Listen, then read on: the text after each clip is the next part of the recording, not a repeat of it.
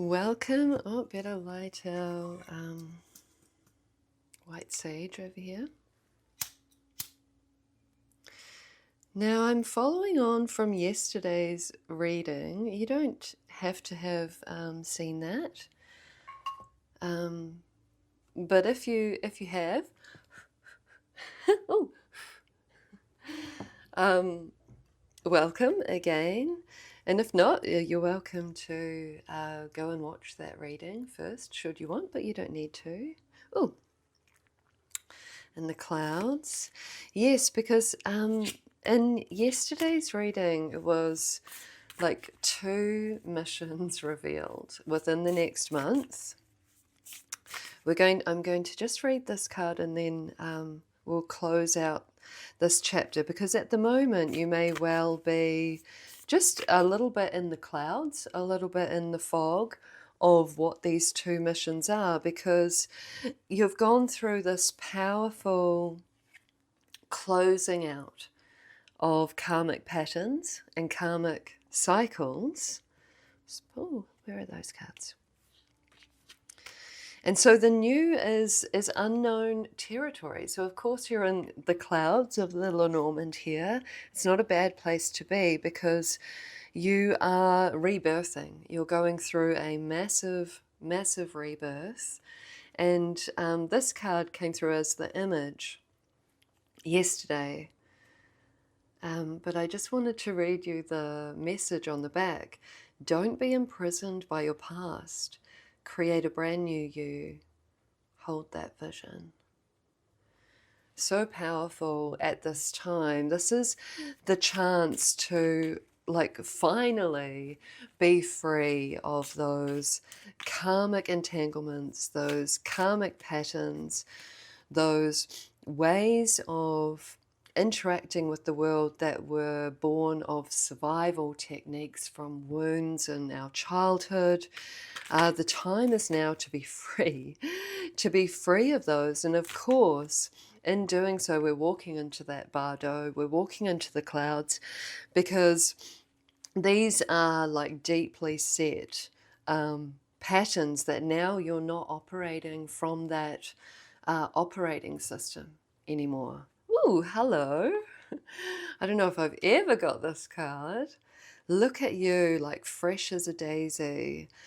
It's like the past no longer affects you. And of course we have our memories, we have our stories, but there's no longer this like quantum entanglement, this energetic entanglement to your past, whether they be past lives, past traumas, past people that have, caused harm. This is the new you. Welcome to the new you. Beautiful. Oh, it's just so beautiful. And I'm getting like that anything can happen. From here on out, it's like you're the magician in the tarot. You're the master manifester. You're no longer inhibited by those past patterns. Should you choose at this time, you can rest back into those. So there's definitely an energy of being alert, being aware, because like I've said in past readings, when we have created a neural pathway, it's like it becomes a highway. It's tar sealed, it's, got the barriers up, it's like a one-way street. It's, it's what our body, mind, emotions have been used to doing. So when we've closed down that chapter, we then need to actively cultivate. It's like gardener energy, empress energy. Cultivate and grow our new way of thinking, our new way of responding, our new way of interacting with others and with the world, and, with this epic journey of life. And so we need to be alert for when we divert back into old frameworks.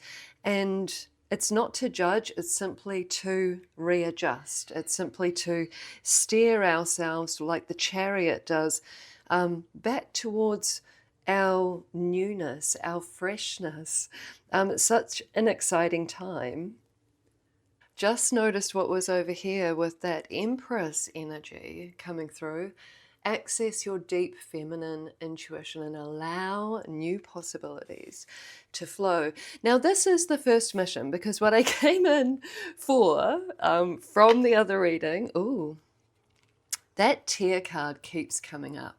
That tear card was one of the main cards in the reading that wouldn't upload that time. Like, I don't know if you were here, but I tried twice. Like, normally if it won't, you know, if there's a glitch and it won't upload once, you know, it will upload the second time. So it's interesting. It's like our, you know, wounding that has created neural pathways, has created, you know, techniques of surviving in this world. They leave a scar. They leave a mark. And I had this beautiful realization. I just saw Perth Row Fate. Where is it?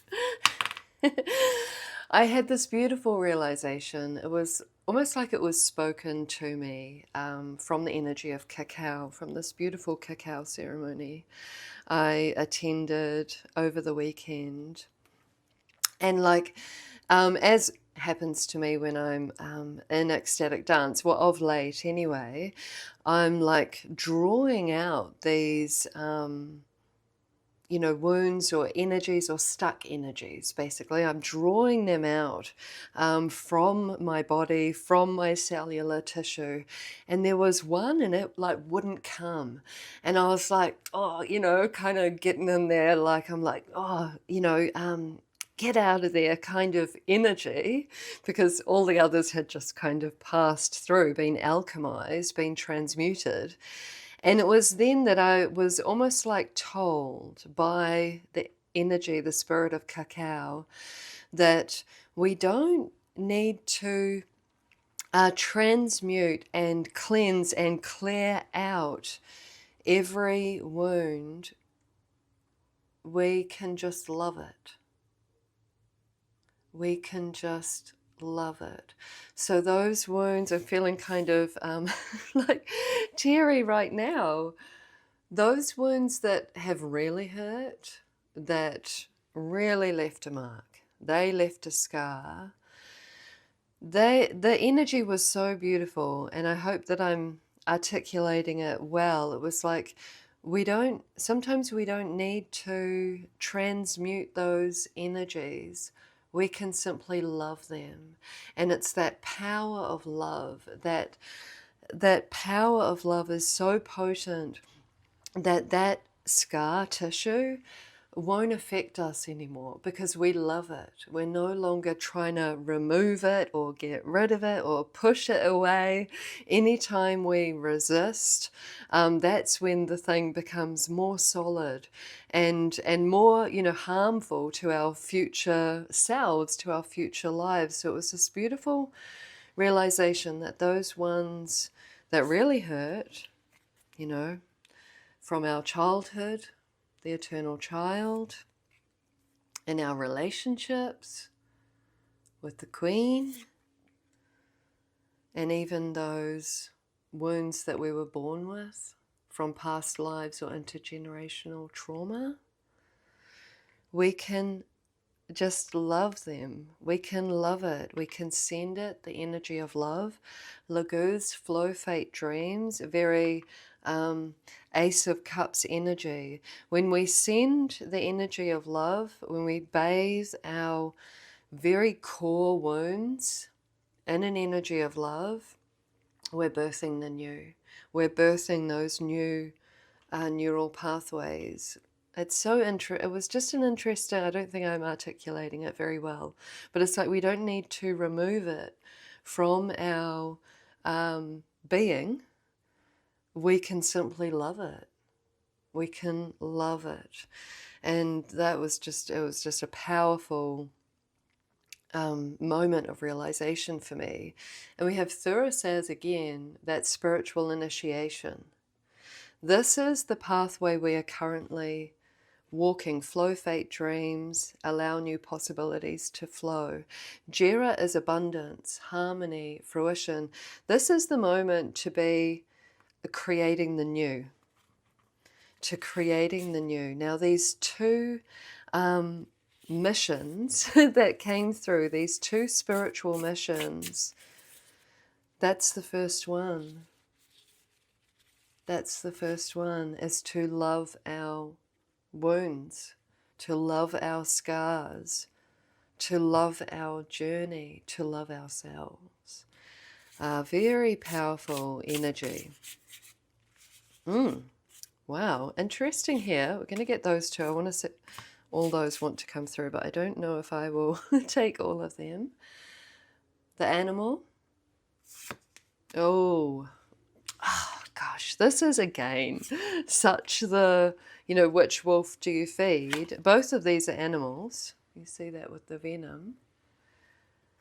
And one has clarity, compassion, loving kindness, awareness, acute learning, wisdom, agility, being able to move with what is happening rather than just being triggered. This animal over here is simply triggered. They are operating on an old operating system where a certain thing happens and they go into survival overdrive and they are triggered and we react. This is reacting. This is responding. This is what is on offer now. And this is the first mission revealed. I don't know if we'll get both in this reading, but this is the first mission revealed. Very powerful. I just want to leave this here with, it's the difference between the two. They're both animals. They're both animal instincts. They're both, you know, of the flesh, but one's of higher awareness. And one is operating on a past operating system that was created through pain, through fear, through sadness, through trauma. I mean, I've got the shivers with this. This is it. This is the moment to be finally free of that old operating system. It's no longer serving you any longer. It did in the past. It had a place in the past, but not any longer. Really interested about this box. Getting quite a few cards.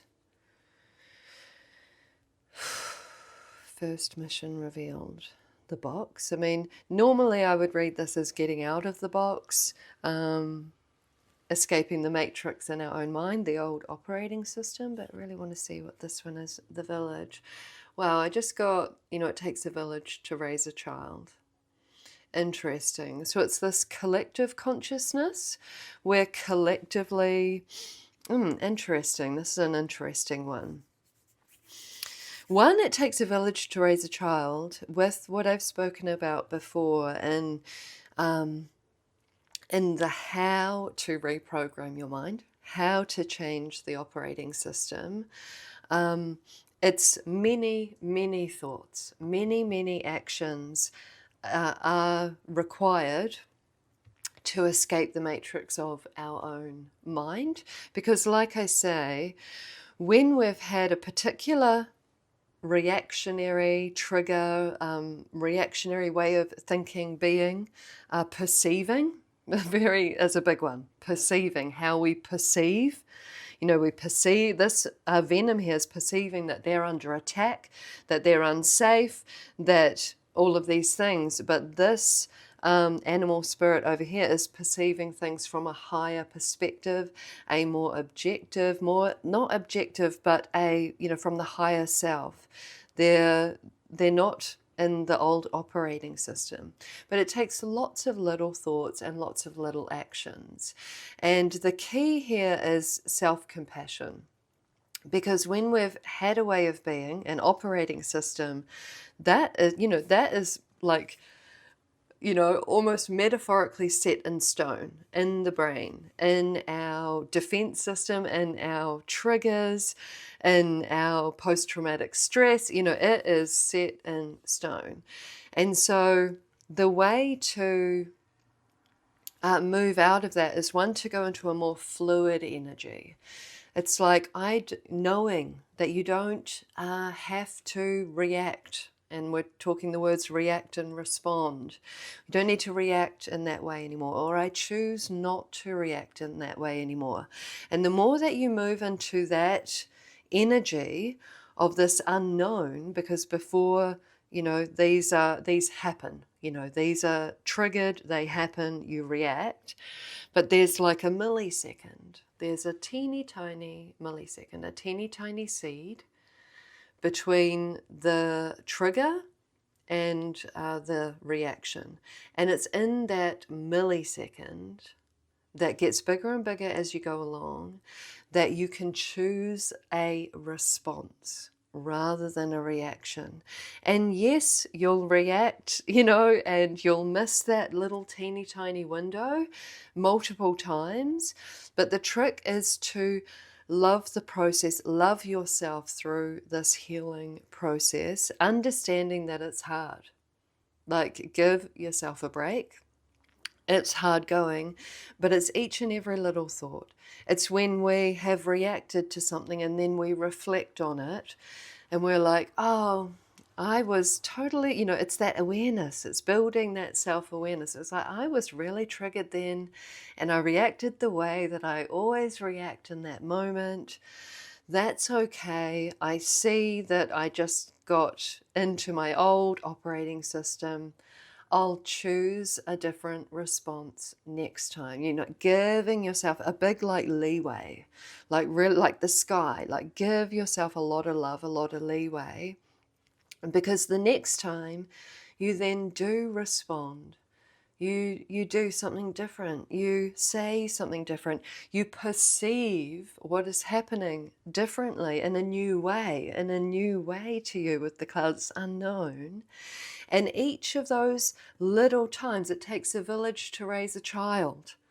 It takes a village to raise yourself out of an old operating system. It takes millions of thoughts, millions of responses, millions of perceptions, millions of ways of talking to yourself, millions of, you know, and it all matters. This is the key here. It all matters. Every new thought, every new way of perceiving a situation, they all count. And it takes a village to raise the child, your inner child, out of a place of wounded, reactionary energy into freedom, into health, into being in a place in yourself where you can start creating the seed, where you can start creating the future from your desires, from your wishes, free of the triggers of the past. Let's see what these time cards are. It's going to take a while. It takes time. 100%, 1333 on the timer. This is you nurturing, you being your own village to your own inner child. It does take time. And that's why it's really important to be very like in that energy of loving kindness and acceptance of yourself, because this is an old operating system that is so strong. It's the norm. And when we change an operating system, it does take time. It does take time. So don't feel dismayed by this. Just understanding that it takes, you know, a million new thoughts, maybe not a million, but, you know, it takes a lot of new thoughts to start dissipating the structure of the old operating system. April, love this. Well, by April, where are we now? Are we in October? October, November, December, January, February, March to April. So it'll take about 6 months. But try not to feel disheartened. Like, this is like a massive, reboot of, this is the turning it off and on again of the operating system. We're installing a new operating system, and the old operating system will want to keep going because it, like, that's what it's been doing for a long time. So yeah, it can take 6 months, but realistically, when we're looking in the energy of time to your future life, your future self, that's 6 months of perfect timing. Like, that's 6 months of good, honest, hard work that is for your benefit here. Jira. Abundance, wealth, harmony, success, fruition. Should you undertake this first mission that's come through, the first mission 1555 on the timer.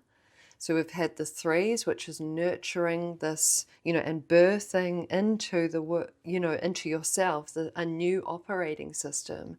1555 is like all-encompassing change, like 3 5s. It will take about 6 months, but it's worth it. It's worth it. Let's just see what these are so many. Oh, well, they wanted to turn over straight away.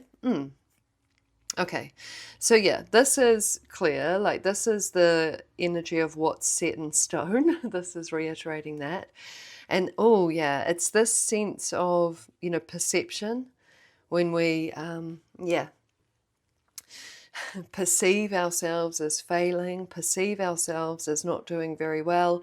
And so this is, just to be alert and aware to not fall into the trap of, telling yourself that you're not updating your operating system well enough, or you're not responding in a new enough way. Try not to fall into that trap, because that trap is just going to bring you back down to the old operating system. Loving kindness, patience, it's that energy of turning up day after day. Just turning up, showing up for yourself day after day, even when you do react rather than respond in a new way, you still show up for yourself the next day. Okay, where are we? We kind of have the, hello, healing of the world soul.